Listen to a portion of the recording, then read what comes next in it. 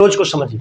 ऐसे क्वेश्चन को करने का अप्रोच देखो बहुत ही बेहतरीन अप्रोच है और हमेशा लाइफ में इसी अप्रोच को अपनाना। कोई दूसरा ज्ञान देने आए मत लेना, ठीक है, और लेके देखना, दोनों को कंपेयर करना, जो ज्ञान अच्छा लगे रख लेना, क्या कर सकते हैं, है कि नहीं। अब देखो इसमें क्वेश्चन में क्या कहा है, जरा क्वेश्चन को पढ़ो। क्वेश्चन में क्या कहा है, टाइम की dependency, length of the pendulum and किस पर है बाबू, एक्सेलरेशन ड्यू टू ग्रेविटी, ठीक है। तो जब भी ऐसा क्वेश्चन आए तो हम क्या करेंगे, देखो टाइम की डिपेंडेंसी कहा है, length of the pendulum and acceleration due to gravity, तो हमने T is directly proportional to LG कर देंगे। हमेशा ऐसे ही अप्रोच लेना है, जैसे हाइड्रोजन का वैलेंस इलेक्ट्रॉन साथ लिए थे ना, हमेशा ऐसे क्वेश्चन को करने के, अभी 10 क्वेश्चन कराऊंगा, सब क्लियर हो जाएगा। और सबसे ज्यादा आईटी का फेवरेट सेक्शन यही है, लिख लो, favourite of IT and NEET, जो अभी कर रहे हो ये बहुत ही फेवरेट है। तो हमेशा जिसकी डिपेंडेंसी कह रहा है जिस पर डायरेक्टली प्रोपोर्शनल कर दो। हम डायरेक्टली प्रोपोर्शनल क्यों कर दिए, वो ये भी तो कहेगा इनवर्सली भी तो कर सकते थे या कुछ और भी तो कर सकते थे। तो हमें तो एल और जी के बारे में बताया ही नहीं गया है ना कि ये किस तरह से रिलेटेड है, बस डिपेंडेंसी दिखा दिया। तो हम अपने मन से डिपेंडेंसी ले लिए कि T is directly proportional to L and G, लेकिन कितना है ये भी नहीं पता है, तो हमने डायरेक्टली रिलेशन निकाल लिया। बात समझ में आ रही है, ओके। और इनका सम पावर कर देंगे। अब मान लो एल का पावर ए और जी का पावर क्या कर दिया मैंने, बी कर दिया। यहां तक किसी को कोई डाउट नहीं है। अब सुनो, हम जानते हैं कि प्रोपोर्शनलिटी के साइन को जब हम टर्मिनेट करते हैं तो इक्वालिटी का साइन आता है। तो यहां से क्या होगा, P is equal to some constant K L to the power A and G to the power B। बाबू यहां पर T जो है, अब यहां डायमेंशन लिखने की कोशिश करेंगे। Dimension of T is equal to K। बताओ L क्या है, लेंथ है, पक्का ना। तो बताओ इसका क्या लिखेंगे हम लोग, डायमेंशन L ही लिखेंगे ना, लेंथ है। तो ये देखो यहां पर ये क्या हो जाएगा, L to the power A और G एक्सेलरेशन है। एक्सेलरेशन की डायमेंशन कितनी होती है, LT power -2 raise to the power B, okay. T के पावर क्या है बाबू, 1। अब यहां से थोड़ा सा इसको इक्वेट करते हैं। T का power 1 is equal to K। यहां देखो L के पावर क्या लिख सकता हूं, L के पावर A प्लस B लिख सकता हूं मैं। देखो यहां से ये भी आएगा ना, किसी को कोई डाउट है क्या आजाद बाबू। तो यहां से फिर देखिए T का क्या है, T के पावर तो -2B है, B तो इस पर ही आएगा ना, T के पावर -2B। उसके बाद बाबू पावर के साथ इसको इक्वेट करेंगे, इनके पावर के साथ, ऑन इक्वेटिंग ऑफ पावर। तो बताओ यहां से L के टर्म में, तो बताओ A प्लस B, RHS को LHS के साथ करेंगे। तो बताओ L है क्या इधर, नहीं है। तुम ऐसे कर सकते हो M0 L0 T1, ऐसे भी लिख सकते हो। तो यहां से बाबू L तो 0 हो गया, तो A plus B is equal to क्या लिखेंगे, 0। आया बात समझ में। तो यहां से हमने कह दिया this one is the first equation, समझ में आ रहा है। नाउ अब हम क्या करेंगे, इसको इक्वेट करेंगे। तो देखो इधर T का है, तो यहां से कहेंगे पावर को -2B इज इक्वल टू 1। तो B इज इक्वल टू क्या हो गया, 1/2 -1/2। समझ में आया। अब हमने B की वैल्यू इसमें रखना है, तो B की वैल्यू जैसे इसमें रखूंगा तो बताओ A की वैल्यू क्या आ जाएगी, 1/2। Putting the value of B in equation 1, तो 1/2 आ गया। अब देखो यहां से इनकी वैल्यू, यहां तो हमने मान लिया था ना पावर, तो अब इस वैल्यू को हमें यहां पर रखना होगा। तो हम यहां से कह सकते हैं कि T is equal to K, बोलो 1/2 को हम क्या रख सकते हैं, अंडर रूट। क्या करेंगे, अंडर रूट। अब देखो ये B जो है G पर है, तो माइनस में है, तो G क्या हो जाएगा बाबू, नीचे चल जाएगा, और L क्या हो जाएगा, ऊपर चल जाएगा। तो लोटा बाई ग्लास। देखो this is the relation between T, L and G। अभी सन्नाटे में हो आप लोग, क्या आया समझ में, कैसे हुआ। पर फिर देखो, फिर से डायमेंशनल एनालिसिस का एक डिमेरिट हमारे सामने आ गया। क्या ये K के बारे में कोई इंफॉर्मेशन दे रहा है, और जिंदगी में कभी नहीं देगा, मैं पहले से बता दूं, जिंदगी में कभी नहीं देगा। तो क्या रिलेशन है बाबू, आपको 4 ऑप्शन में ये चीज दे देगा। ये क्वेश्चन दे दिया आपको, 4 ऑप्शन में चीजें दे देगा। अरे गॉट इट और नॉट, सबको आया बाबू, 100% आया। क्या बाबू, A प्लस B, बाबू देख L इधर है क्या, एल का तो जीरो है ना, एल के पावर के साथ एल के पावर को हम लोग इक्वेट करेंगे, टी के पावर के साथ टी के पावर को हम लोग इक्वेट करेंगे। गॉट इट और नॉट? और हमेशा यही लगाना इस टाइप के क्वेश्चन में। जितने भी फॉर्मेट बन सकते हैं ऐसे क्वेश्चन पर, वो सारे फॉर्मेट में अभी बताने वाला हूं। एक भी क्वेश्चन आपके नीट और आईटी में नहीं छूटने वाला है। गॉट इट और नॉट?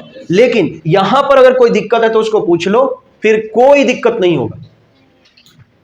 कोई भी बुक उठा लो, आपको नया क्वेश्चन नहीं मिलने वाला। ठीक है, तो नेक्स्ट क्वेश्चन की तरफ बढ़ेंगे। तो ये कॉपी करेंगे आप लोग, जल्दी से कॉपी करो, उसको रोको। जा रहे हैं बाबू किसका? रुड़की 1999 1919 का क्वेश्चन देखने जा रहे हैं। ठीक है, और ये आपको प्रूव करके देगा कि ये जो हम लोग अप्रोच लगा रहे हैं क्वेश्चन सॉल्व करने का, ये बिल्कुल सही है। ठीक है ना? तो सबसे पहले क्वेश्चन लिखते हैं, लिखिएगा। The density of a substance, the density of a substance was found to be, the density of a substance was found to be dependent on the mass, was found to be dependent on the mass of the substance, mass of the substance, and the volume क्या लिखे? Dependent on the mass of the substance and the volume displaced by it, and the volume displaced by it. What is the relation between them? What is the relation between, what is the relation between them? चलिए बाबू, इस question को आप लोग करिए, उसके बाद में हम लोग डिस्कस करते हैं। देखो, ये क्वेश्चन प्रूव करेगा कि हम लोग जो अप्रोच अपना रहे हैं बाबू, अप्रोच ले रहे हैं क्वेश्चन सॉल्व करने का, वो अप्रोच एब्सोल्युटली क्या है? राइट।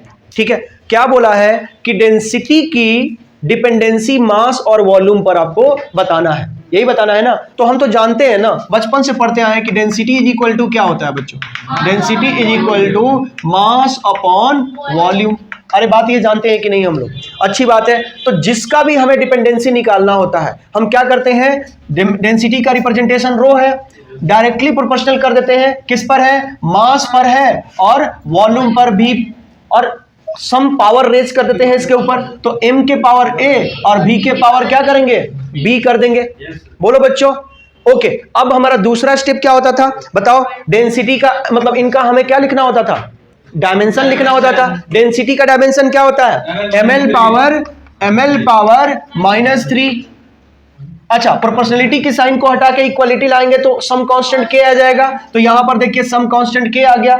मास का क्या हो जाएगा बाबू? m ही हो जाएगा, और पावर a हो गया। और वॉल्यूम का क्या होता है? l q और raise to the power b। किसी को कोई डाउट है? कोई डाउट होना नहीं चाहिए। अब हम क्या करेंगे? On comparing a power of LHS and RHS, तो किसके साथ? m वाले के साथ m वाले का करेंगे। तो बताओ, a इज इक्वल टू, इसका पावर कितना है? 1, तो a इज इक्वल टू 1 होगी। और b इज इक्वल टू, बताइए यहां से क्या करेंगे? 3b इज इक्वल टू -3, तो b इज इक्वल टू क्या हो गया? -1। तो अब यहां पर रखते हैं इस चीज को, तो बताओ क्या हो जाएगा? m के पावर a है, तो a तो 1 है, और b के पावर क्या है? b है, तो b -1। तो हम यहां से फाइनल रिलेशन क्या कहेंगे? Rho is directly proportional to some constant k, और m के पावर 1 है तो ये तो m ही रहेगा, और b के पावर -1 है तो इस नेगेटिव साइन को हटाने के लिए डिवाइडेड बाई b कर दिया। क्या यही है about density is equal to mass upon volume? मतलब ये अप्रोच हमारा 100% क्या है? ट्रू है। समझ में आया? नेक्स्ट क्वेश्चन, किसका क्वेश्चन है ये? 2021। Write down. If area velocity and density, if area, velocity and density are taken to be base quantity, then find the dependency of force on these quantity, then find the dependency of force on these quantity। लिखा सबने question?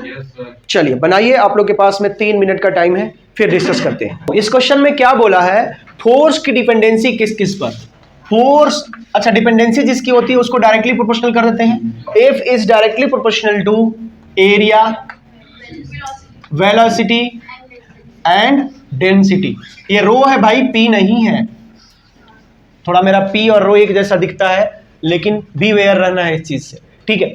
अब जैसे ही ये करते हैं उसके बाद हम क्या करते हैं, सम पावर इसका रेज कर देते हैं, इसका पावर 1 कर देते हैं, ए कर देते हैं, इसका पावर बी कर देते हैं, और इसका पावर क्या कर देते हैं, सी कर देते हैं।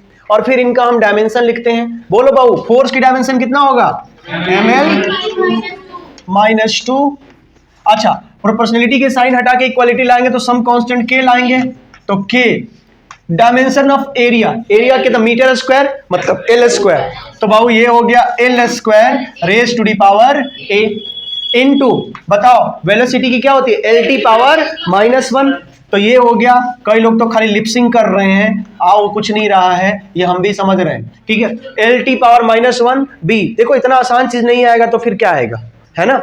अब देखो डेंसिटी का क्या होता है, ml पावर -3 कि mt पावर -3, mt पावर -3 कि ml पावर -3, हाँ ml power -3 raise to the power c।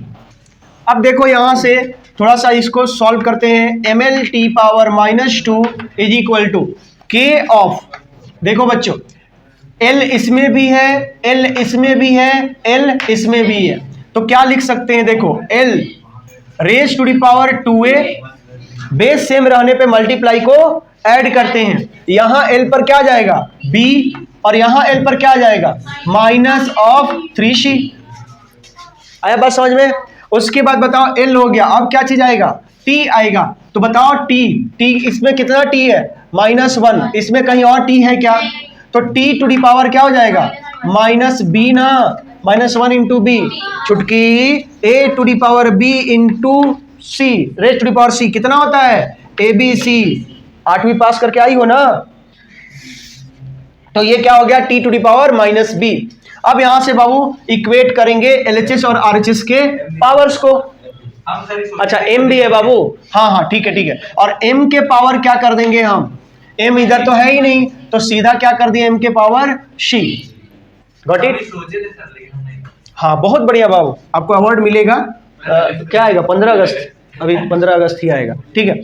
चलो L को सबसे पहले करते हैं, तो बताओ L से क्या आ जाएगा 2a plus b -3c, L का पावर कितना है 1, इसको तो इक्वेशन नंबर 1 ही मान लो, चुपचाप रहने दो। उसके बाद देखो यहां से b की बात करो, तो यहां से -b इज इक्वल टू, यहां t की पावर कितना है -2, तो माइनस ने माइनस को क्या कर दिया काटा, तो ये चलो b की वैल्यू ऐसे ही रहने दो। फिर क्या करेंगे बताओ, m को कंपेयर करेंगे तो c इज इक्वल टू 1, यहां से b और c की वैल्यू आई है, यहां पर रखिए, और क्या मिल जाएगा हमको a की वैल्यू मिल जाएगी। तो बताइए therefore putting the value of b and c in equation 1, तो बोलिए 2 इंटू a ही रहेगा, a तो निकालना है, b का वैल्यू क्या हो गया 2 -3, तो प्लस माइनस क्या हो गया माइनस, तो ये क्या हो गया -1 इज इक्वल टू 1, तो ये क्या हो गया 2a इज इक्वल टू 2, तो a इज इक्वल टू क्या हो गया